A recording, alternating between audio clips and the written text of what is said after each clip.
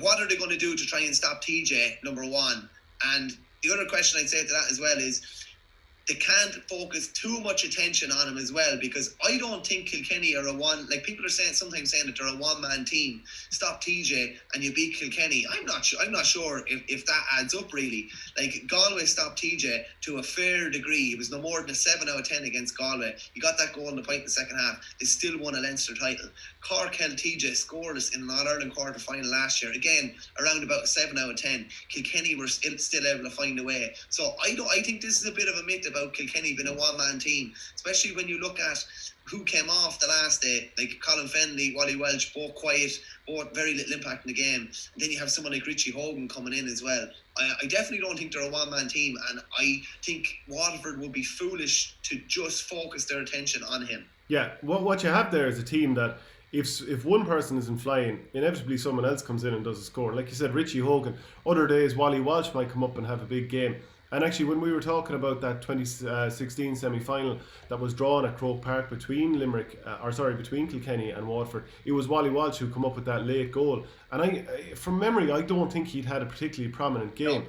So Adrian Mullen has come in the past and scored. And when I spoke with DJ Carey a while back, he talked about if we go deep in the championship, we might see him.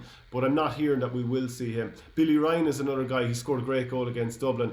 He could step up in this game, assuming that he's right to go. And again, we'll have to remains to be seen. I'm going to bring the teams up on screen here from the semi-final, or from their last outings, just to have a flavour of who might come in and who might come out.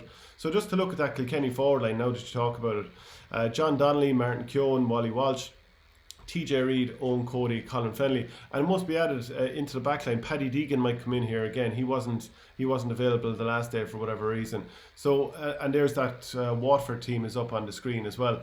And if we're to look at matchups, I think we've kind of both talked about this privately before, and maybe even we mentioned on the shows, that assuming Colin Fennelly plays full forward, Conor Prunty is probably the man to pick him up. And Conor Prunty had definitely a couple of difficult moments on Aaron Shanner, who caught some big ball in that game in the quarter-final, and then Callum Lyons against TJ Reid.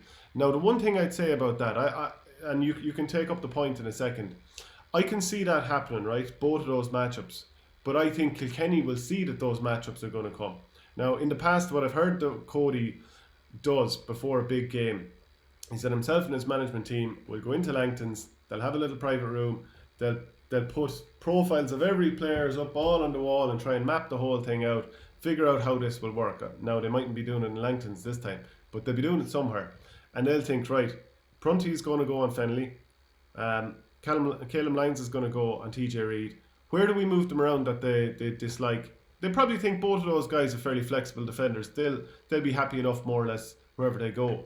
But if they keep their matchups, do we then pull them both away from the square, put Wally Walsh in full forward, and here's where the absence of Shane Fight, who's a big enough guy, and he's fast enough and he's strong enough, and now you might have a smaller cornerback.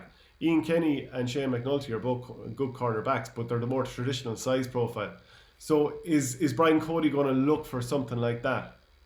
He definitely looked for a mismatch like that, 100%. Even Shane McNulty is a very good cornerback, but he's smallish. He's 5'10", 5'11". So I definitely think I think they'll try and pull Prunty away from the full back line, not necessarily away from the full back line, away from the edge of the square, and possibly maybe even try and have him a cornerback. They could easily stack their full forward line. You could easily see Colin Fennelly, TJ Reid, and Wally Welch in their full forward line. And I think it's interesting that, like, while TJ's predominantly played his hurling in the full forward line this year with Kilkenny, which I don't think we probably would have predicted, because nearly all of his best hurling has been out around the half forward line, particularly around centre forward. Maybe he goes back out centre forward at the weekend, and maybe he tries to get 4 or 5 off Tyke de Borca, and they ask questions that way. It's just going to be really interesting to see how they move the pieces there. Even like last year when Adrian Mullen was pulled off after about 30 minutes against Galway in Nolan Park last year, and he was man of the match then the next day against Wexford. How many times have we seen guys that are pulled off get a massive reaction the next day? Remember, Colin Fennelly was poor the drawn All-Ireland semi-final against Waterford in 16. He was man of the match in the replay down in Thurles. and they create a load of space around him and Barry Coughlin. So I think that's going to be really, really interesting. He'll always try and create those mismatches there. But I do think they will go after, they'll see the damage that Clare full forward line were able to do. And I definitely think they'll go after that. And they wouldn't be a bit surprised if at different stages you see, as John Milan calls him, Wally Welch, Colin Fennelly and TJ Reid. That's not to say that he mightn't drop Walter or drop Colin Fennelly. He easily could drop the two of them. The Richie Hogan thing, I don't think Richie Hogan will start. I think it's just that impact that he could have off the bench, particularly if Kilkenny are going well. Isn't it a big one if Richie starts and doesn't have an impact on the game? So I think it's better to have him for that 20-25 minutes to come in. But there's some intriguing kind of matchups there. And it just, I'm leaning towards Kilkenny.